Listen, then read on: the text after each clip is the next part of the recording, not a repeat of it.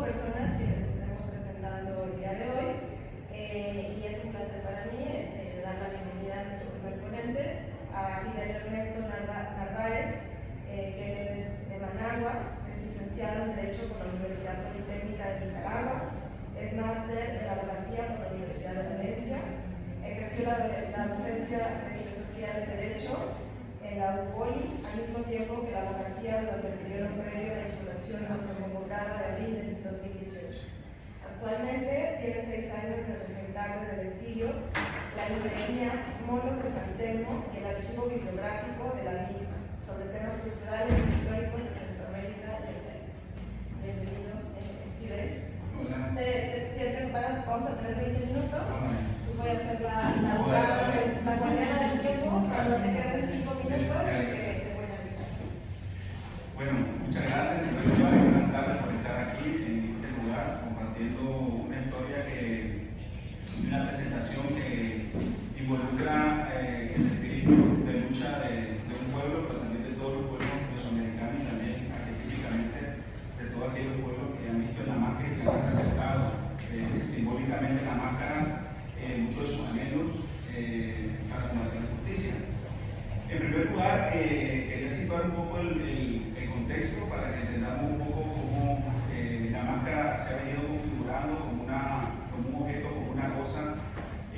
muy cargada de simbolismo, muy cargada de una narrativa que en los pueblos mesoamericanos, principalmente en aquellos donde predominaron las poblaciones que nos vinculan tanto a Guatemala, El Salvador, Honduras, Nicaragua, México, y que podemos tener, por así decirlo, una similitud en la configuración casi material de la máscara.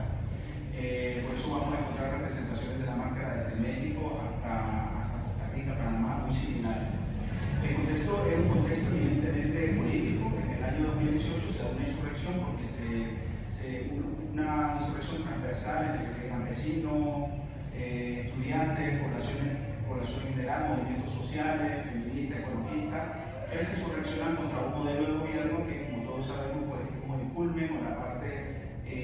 final de un proceso de acumulación de poder político y económico que ya en Nicaragua tenía muchos años de estarse dando.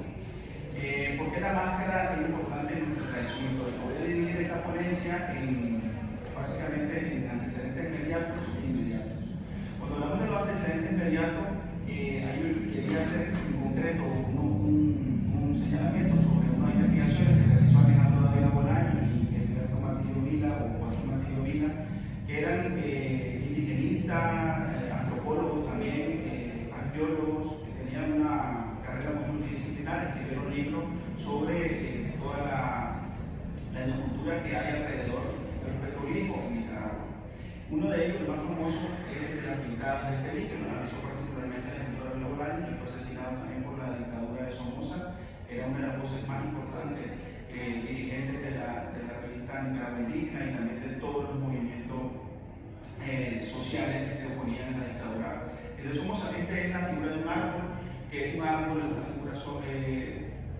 un árbol que tiene figuras de caras, de máscaras. Inmediatamente los investigadores pues sitúan que son rostros. Es una representación que está en una piedra y también podríamos decir que tiene cierta similitud con el tema de la máscara con el Popol Vuh. ¿Por qué con el Popol Vuh? Una cuestión que yo había leído hace muchos años, pero que últimamente a la mente esa relación, porque la máscara, cuando uno va leyendo el Popol Vuh, se da cuenta que había dos hermanos. Unapu y Unapu, y ellos dos están jugando pelota en la tierra, por así decirlo, los dioses del inframundo, que los invitan a jugar pelota, pero les dicen a sus mensajeros, son unos mensajeros que durante el Popol Vuh se nota que tienen muchas similitudes con la figura de los presidentes políticos de los romanos, con zapatos alados, cabeza alada, con Mercurio y Hermes. Entonces, nos damos cuenta que el mensaje que llevan es que estos hermanos quieren traer al inframundo donde los dioses de Xibalbá les quieren quitar los atuendos con los que ellos juegan a la pelota. Uno de esos atuendos muy importantes era la máscara, el backstop en la lengua central. Y ponen mucha atención que que esos acuerdos vengan al inframundo, porque ellos querían vencerle, querían los dioses del inframundo querían vencer a aquello que es lo evidentemente puramente humano. Ellos vienen y comienzan a pasar una serie de tribulaciones que les ponen y castigo, más o menos una especie de trabajo de Hércules, por ahí hemos asimilado en la filología clásica europea, y nos damos cuenta que en realidad lo que ellos querían era esa máscara. Después, la máscara, podríamos decirlo, hablando de otra perspectiva, porque me gustaría solamente poner ejemplos, porque al final de la presentación se va a ejemplificar cómo la máscara en cada sociedad, en cada cultura, en cada tiempo tiene una representación, tiene una significación que habla por sí sola. Lo que quiero es que la máscara y el objeto, como dice el panel, hable de su historia, no yo venir a contar la historia de lo que las personas quisieron y hacen materialmente este objeto, quieren depositar en él, porque solamente su contexto y su tiempo tienen un significado que podríamos rescatarlo para el mundo académico. Entonces, lo otro era que en la filosofía clásica, Hegel, que hace un libro que se llama Fenomenología del Espíritu, o Fenomenología des Geistes, a inicios del siglo XIX, en la parte final, cuando habla sobre el tema religioso, el espíritu religioso, habla sobre un concepto que se llama el despoblamiento del cielo, que es cuando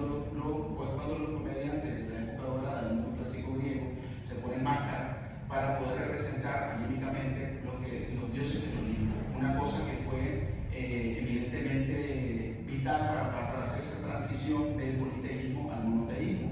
en esta sociedad concreta, porque lo que Hegel manifiesta es que al ponerse la máscara los comediantes hacían y le quitaban y le cercenaban ese efecto de sacralidad que tenían los dioses del Olimpo, entonces los convertían, por así decirlo, en humanos, los ponían a hablar y les daban esas características. Como podemos ver, en el caso de los monos son los dioses del inframundo, de Xibalbá, y en el caso de la filología clásica griega, la literatura clásica griega, la comedia y la tragedia son evidentemente hacia arriba. Es una doble direccionalidad en ese aspecto que obviamente es natural entenderlo por la gran diferencia que hay del espacio-tiempo y también de la realidad cultural de ese momento. Entonces, nos damos cuenta de que la máscara sirvió para enfrentar al poder. Primero, en el caso pues, del Popol Vuh, era los dioses del inframundo que querían quitarle esa facultad que tiene la persona, el humano, de ser objetos, de realizar actividades lúdicas, como en este caso era el juego de la pelota, que era muy importante para toda la cosmovisión maya, demasiado importante, pero muy central. Y en el mundo clásico griego, pues nos damos cuenta de que era un enfrentamiento entre lo evidentemente divino y también lo humano. Y la máscara siempre está intermediando en esa forma contestataria de arrebatar o de enfrentar al poder. Es decir, el humano enfrentando esas manifestaciones arquetípicas divinas que en las diferentes sociedades y culturas que hemos tenido ha estado presente. Entonces, llegamos a Nicaragua y ya estamos a poder hablar de los antecedentes mediatos para terminar con por qué el caso del 2018. Nicaragua tenemos dos antecedentes inmediatos de la insurrección del 2018 centrado en la temática de la máscara. El primero de ellos es Huehuense. En Huehuense es un relato de una comedia valiente que se encontró en una universidad norteamericana. Es muy normal, después de todo el pueblo geográfico y cultural. No debería ser normal, pero lamentablemente lo es, de que muchos de estos escritos aparezcan en universidades de Europa o Estados Unidos porque fueron expropiados, fueron expoliados de las poblaciones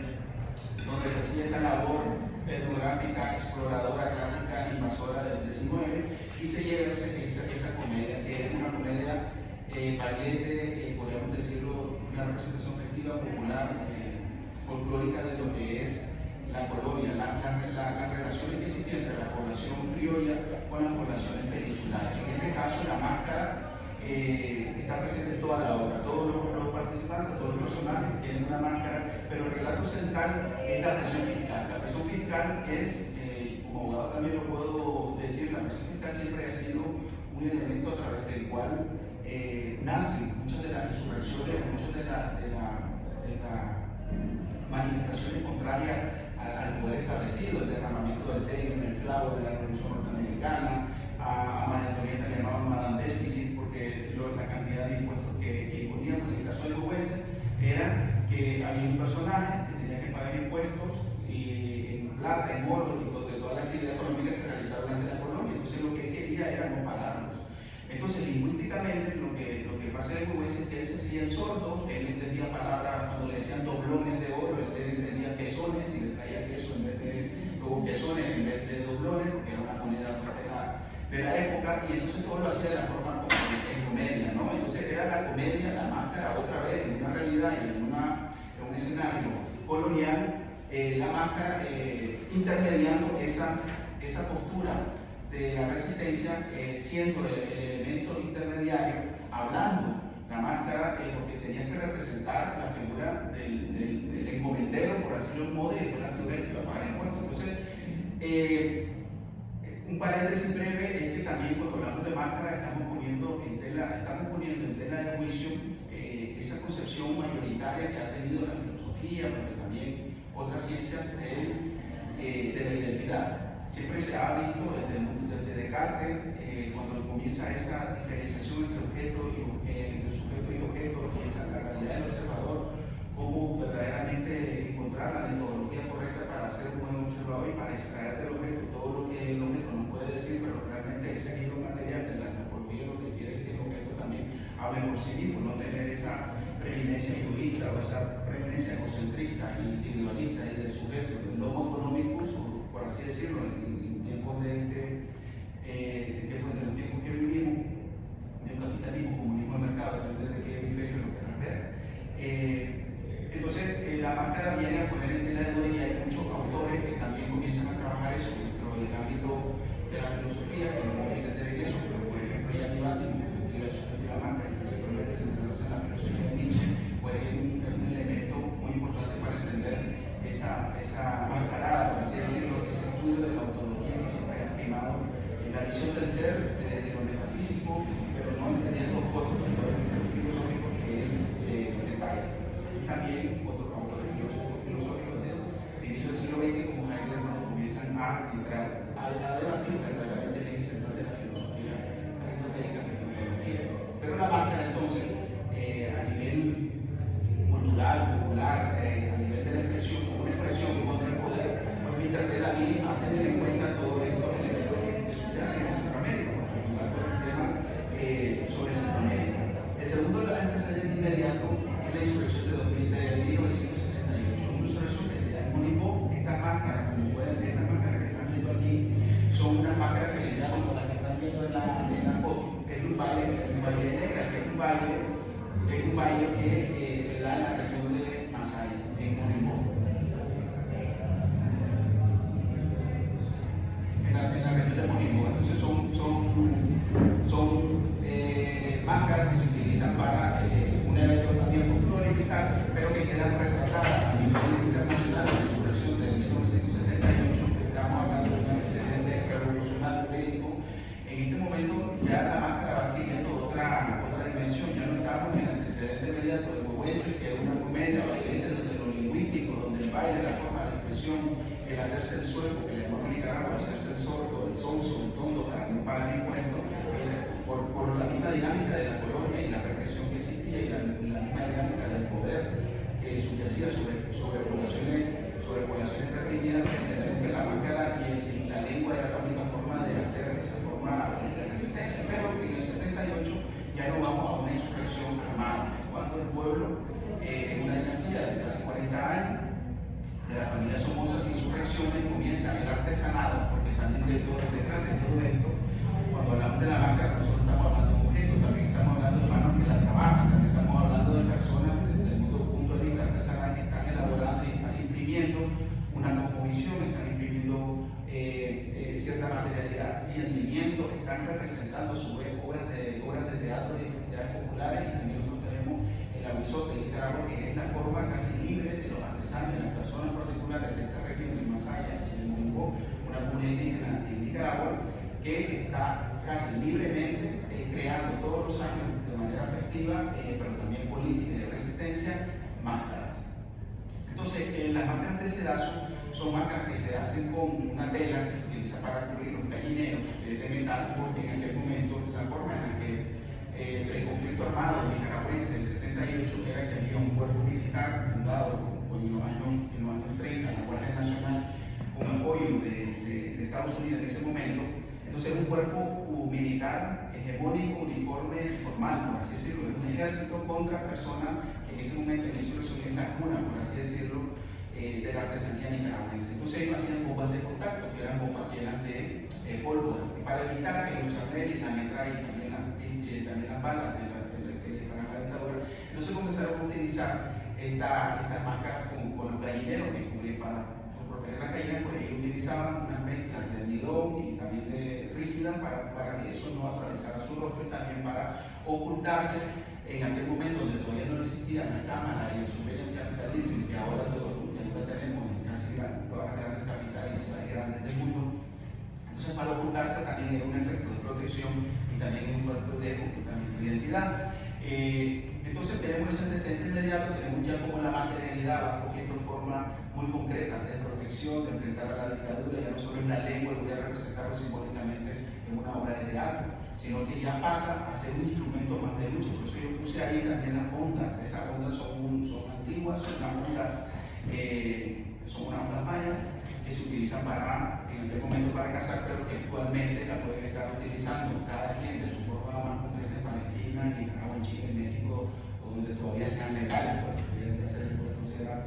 por el poder establecido una especialidad. Vale. Entonces, terminamos con la insurrección de 2018. La insurrección de 2018 lo que viene ya para mí es un proceso de culminación donde la literatura, la resistencia, esos arquetipos universales antropológicos que la máscara pues, ha estado siempre presente en toda la cultura, ha estado siendo estudiada pues, por diferentes antropólogos, desde Claude Lévi-Strauss hasta la filosofía, hasta una cuestión ya casi más estética y más artística,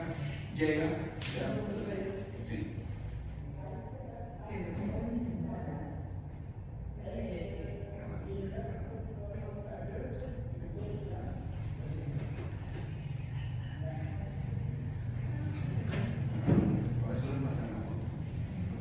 Últimos 5 minutos lo que quería discutir era la forma en la que ahora tenemos una multiplicidad, por decirlo de algún modo, de movimientos sociales, porque cuando al haber un polo alrededor del poder hegemónico, autoritario, partidocrático, dinástico, pues lo normal es que los movimientos sociales sientan esa necesidad de representatividad. Ya no es solamente ese eje binario, dicotómico del encomendero, la persona que está haciendo la labor de la colonia en Nicaragua y que no quiere pagar impuestos. Ahora tenemos movimientos ecologistas, tenemos movimientos feministas, tenemos movimientos estudiantiles, campesinos, incluso movimientos que se oponen a proyectos multinacionales concretos como el de la construcción del canal de Nicaragua, que lo está llevando a cabo China y Nicaragua. Entonces, la máscara está absorbiendo, ya está, yo creo que más que en antecedentes inmediatos de utilizarla como una forma de ir a luchar para protegerte la cara y ocultar el rostro, también está absorbiendo esa materialidad, esa idea, esa forma de contestación social que están en todo en el alrededor. Entonces, por eso podemos ver que las personas libremente, esta era la máscara, esta era la figura fitoforme con las pintadas de máscara que están en algunos de los campos. Esta es la figura de Lowense. Esta es una máscara del movimiento LGTBI que estaba en Bilbao, en España. Esta es una máscara de Nuevo Sote, que también ya se le imprime una narrativa a la máscara, se llama pongo la máscara para representar un discurso político concreto. Esta es una persona, esta es la máscara del antecedente de 1978 en la insurrección, que fue una fotógrafa norteamericana que se llama Susan Micela, que la llevó pues como a la palestra pública internacional. Esta es otra foto de una variante del gavizote, del Lowense, y esta foto es una foto de la que quería detener bastante, porque cuando hablamos del panel, qué historia cuentan las cosas, cómo la máscara comienza a revestir ese giro material donde nos puede representar, hablar sobre duelos, sobre memoria, sobre exilio, porque como hay muchas de las fotos, muchas de las personas que las usaron y que las están utilizando no solamente estaban en la barricada, yo también estaba en una barricada, sino que estos son también personas que ya saben que eso es un símbolo contra el poder. Entonces esta máscara matan a uno de los líderes de un tranque era una barricada era esos adoquines que están allí y que se utilizan para protegerte de las balas de largo alcance y también pues, de las balas de largo calibre que disparaban. Entonces, esa gente es Masaya, Monigó, una comunidad indígena donde viene este antecedente más inmediato que son las máscaras de sedazo.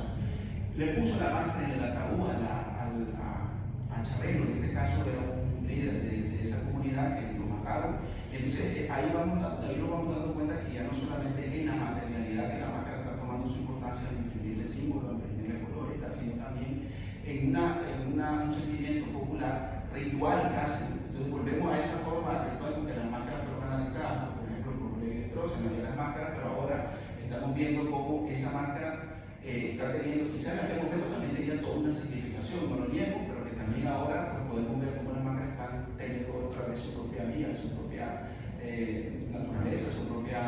propio discurso. Y yo lo trato de decir qué es lo que quiere decir la máscara, yo solo estoy explicando en un contexto, los antecedentes, yo no estoy, porque sería una antinomia, decir qué historia cuenta las cosas y después yo cuento la historia de las cosas, no, la historia de las cosas se tiene que también tener esa oportunidad de que sean contadas por ellas mismas.